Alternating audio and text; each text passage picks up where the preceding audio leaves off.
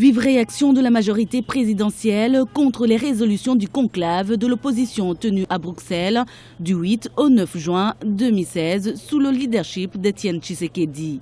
Dans une déclaration faite à Kinshasa ce vendredi 10 juin devant la presse et le bureau politique de la majorité présidentielle, le secrétaire général de la famille politique du chef de l'État a rejeté en bloc les résolutions des assises de Bruxelles, les qualifiant de tentatives de coup d'État. La majorité présidentielle rejette toutes les résolutions adoptées par ce conclave comme constitutives d'une tentative de coup d'État.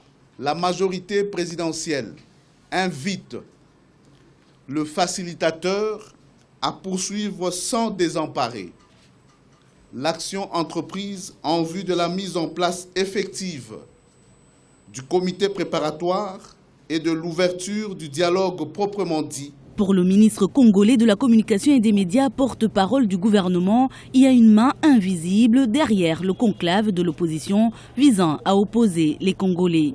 Cette irrationalité est entretenue à dessein par des tireurs de ficelles qu'on ne voit pas.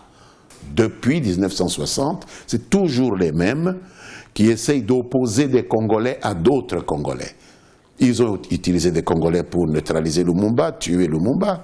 Ils ont utilisé des Congolais pour tuer Mzee Laurent Désiré Kabila. Le but étant toujours le même, contrôler les Congolais, ou mieux devrais-je dire, contrôler les richesses de la République démocratique du Congo. La République démocratique du Congo tend vers une situation qui rend de plus en plus difficile, voire hypothétique, la tenue du dialogue politique, malgré l'appel au dialogue de la communauté internationale.